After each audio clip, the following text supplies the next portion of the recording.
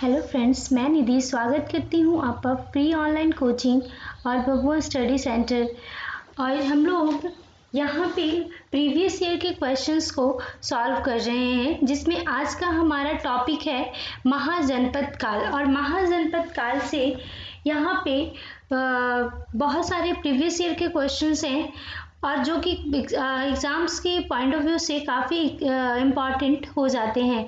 ठीक है, अब जैसे हम लोग यहाँ पे महाजनपद काल के बहुत सारे क्वेश्चंस देखेंगे जो कि प्रीवियस ईयर के हैं, और फिर उसके बाद इससे हमें महाजनपद काल के इतिहास की भी जानकारी मिल जाएगी। ठीक है, तो वैसे मैंने महाजनपद काल पे एक सेपरेट वीडियो भी बना रखा है। तो आज का हम लोग टॉपिक स्टार्ट करते हैं महाजनपद काल। देखिए, जैन ग्रंथ भगवती सूत्र और बौद्ध ग्रंथ अंगुत्तर निकाय में 16 महाजनपदों की सूची मिलती है। ठीक है, तो ये यूपीपीसीएस प्री 2008 और बीपीएससी का 2003 का ये क्वेश्चन है। ठीक है, तो ये काफ़ी इम्पोर्टेंट क्वेश्चन यहाँ से बनता है। अब देखिए आगे है 16 महाजनपदों में 16 महाजनपदों में अशमक ही एक ऐसा जनपद है जो दक्षिण में गोदावरी नदी के तट पर स्थित है। ठीक है, तो अशमक जो महाजनपद है वो दक्षिण भारत का एकमात्र महाजनपद है। ठीक है, अब देखिए महाजनपद और उसकी राजधानी जो कि एग्जाम के पॉइंट ऑफ व्यू से काफ़ी इम्पॉर्टेंट है। जैसे देखिए, काशी का राजधानी है वाराणसी, वाराणसी, कौशल, श्रावस्ती और अयोध्या। ठीक है, और अंग, चंपा, मगध, गिरिव्रज या राजगृह, वज्जी, विदेह एवं मिथिला, मल, कुशीनारा, चेदी, शुक्तिमती, वत्स, कौशाम्बी राजधानी है इसकी, कुरु, इंद्रप्रस्थ, पांचाल। देखिए, उत्तरी पांचाल का अहिछत्र है राजधानी और दक्षिणी पांचाल काम्पिल्य। ठीक है, मत्स्य, विराटनगर। ठीक है, राजस्थान में है विराटनगर, सूरसेन, मथुरा, अस्मक, पोटक या पोटली। और अस्मक दक्षिण भारत का एकमात्र महाजनपद है। अवंती, उत्तरी अवंती उज्जैनी और दक्षिणी अवंती महिष्मती। ठीक है, और गांधार, तक्षशिला, कम्बोज, हाटक।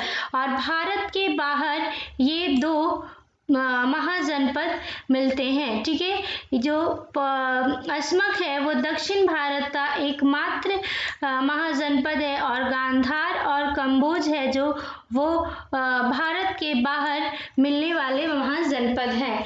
अब आगे देखिए, ये है 16 महाजनपद। क्या देखिए, ये मैप के थ्रू बताया हुआ है। देखिए, मैंने आपको जैसे बताया कि बाहर, भारत के बाहर ये जो दो हैं कम्बोज और गांधार, ये दोनों ही मिलते हैं। ठीक है, और आगे है देखिए, फिर इसे ये मैप के थ्रू है बताया हुआ, जिससे ये आसानी से महाजनपद को समझा जा सकता है। आगे को क्वेश्चन में देखिए, मगध की प्रथम राजधानी कौन सी थी? तो गिरिव्रज या राजगृह है। ठीक है, और दूसरी राजधानी थी वैशाली, और मगध की तीसरी राजधानी पाटलिपुत्र। ठीक है, तो ये देखिए, मगध की प्रथम राजधानी कौन सी थी? गिरिव्रज, जिसका आधुनिक नाम है राजगृह।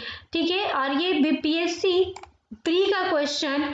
ठीक है, देखिए, और ये बीपीएससी प्री 2011 का, यानी ये 4-5 बार बीपीएससी में पूछा हुआ क्वेश्चन है, जो कि इम्पोर्टेंट क्वेश्चन ये बनता है।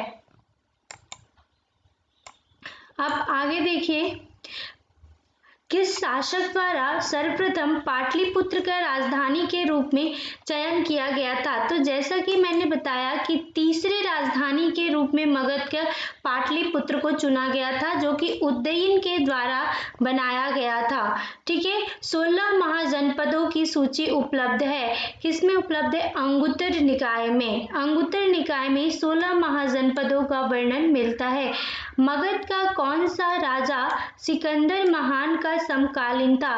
तो घनानंद जो था वो सिकंदर के समकालीन था। ठीक है, अब आगे देखिए, आगे देखते हैं हम लोग। प्रथम मगध साम्राज्य का उत्कर्ष किस सदी में हुआ था? तो 6ठी सदी ईसा पूर्व में। इसका आंसर है 6ठी सदी ईसा पूर्व में। सिकंदर के आक्रमण के समय उत्तर भारत के किस राजवंश का शासक था? तो सिकंदर के समकालीन कौन था? घनानंद। और घनानंद किस वंश का था? नंद वंश का। ठीक है, ईसा पूर्व 6वीं शताब्दी में प्रारंभ में भारत का सर्वाधिक शक्तिशाली नगर राज्य था मगध। सबसे जो 16 महाजनपद थे उसमें सबसे शक्तिशाली साम्राज्य के रूप में मगध साम्राज्य था। नंद वंश का अंतिम सम्राट कौन था? घनानंद। ठीक है, और उज्जैन का प्राचीन नाम अवंतिका। ठीक है, ये भी क्वेश्चन पूछता है बार बार, तो ये सारे ही क्वेश्चन इंपॉर्टेंट है यहाँ पे।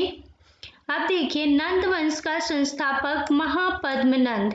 ठीक है, महापद्मनंद नंद वंश के संस्थापक थे। प्राचीन भारत में पहला विदेशी आक्रमण किनके द्वारा हुआ था? ईरानियों के द्वारा। ठीक है, और मैंने एक विदेशी आक्रमण पे वीडियो भी डाला है, तो आप लोग उसको देख सकते हैं। अब देखिए, सिकंदर ने भारत पे कब आक्रमण किया? 326 ईसा पूर्व में। हर्यंक वंश के किस शासक को कुणिक कहा जाता है? अजातशत्रु को। और किस शासक ने गंगा एवं सोन नदियों के संगम पर पाटलिपुत्र नामक नगर की स्थापना की थी? उदयन ने। और इसने पाटलिपुत्र को मगध का राजधानी भी बनाया था। ठीक है, 323 ईसा पूर्व में सिकंदर महान की मृत्यु हुई थी। कहाँ पे हुई थी? बेबीलोन में हुई थी। अब देखिए, सिकंदर महान एवं पोरस की सेनाओं की किस नदी के आमने सामने तटों पे पड़ाव डाला हुआ था?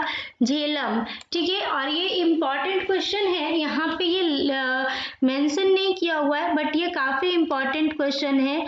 ठीक है, और इससे बार बार क्वेश्चन एग्जाम्स में पूछे जाते हैं।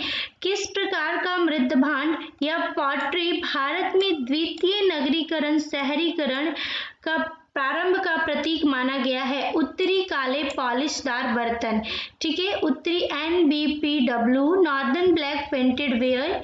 तो ये उत्तरी काली पॉलिशकृत बर्तन जो कि द्वितीय नगरीकरण और शहरीकरण के प्रारंभ का प्रतीक माना गया है।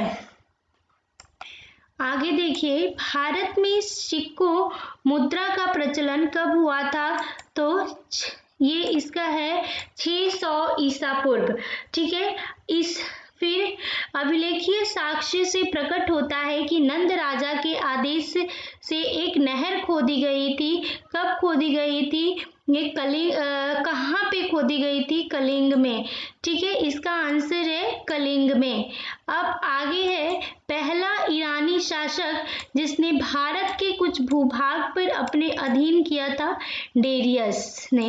मगध के किस प्रारंभिक शासक ने राज्यारोहण के लिए अपने पिता की हत्या की और इसी कारण उस अपने पुत्र द्वारा मारा गया? अजातशत्रु।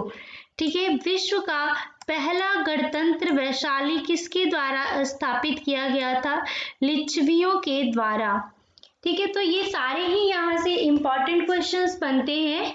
अब देखिए, किस शासक ने अवंती को जीतकर मगध का हिस्सा बनाया था? किस शासक ने बनाया था? शिशुनाग ने। ठीक है, इसका आंसर है शिशुनाग ने। अब देखिए, गोदावरी नदी के तट पर स्थित महाजनपद था कौन सा?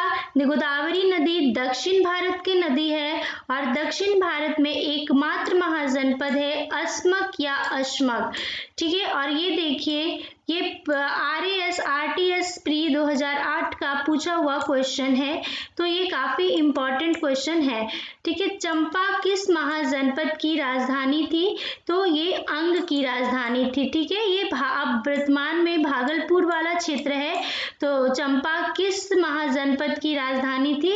तो ये अंग की राजधानी थी। ठीक है, देखिए यहाँ पे ये अंग है, तो ये अंग की राजधानी थी। ये यूपी ARO मेंस का 2014 का पूछा हुआ क्वेश्चन है। ठीक है, तो अब देखिए ये हम लोगों ने आज देखा महाजनपद काल। ठीक है, और अब देखिए इससे पहले मैंने आप लोगों को जैन धर्म, बौद्ध धर्म, वैदिक सभ्यता सारे के प्रीवियस ईयर के क्वेश्चन सॉल्व करवाए हैं, जो कि एग्जाम के पॉइंट ऑफ व्यू से काफी इम्पोर्टेंट है। तो आज के लिए ये इतना ही है, फिर अगली वीडियो में अगले चैप्टर से हम लोग प्रीवियस ईयर के क्वेश्चंस को देखेंगे। आज के लिए इतना ही है। अगर आपको मेरा ये वीडियो पसंद आए तो लाइक, शेयर और सब्सक्राइब जरूर करें। Thank you.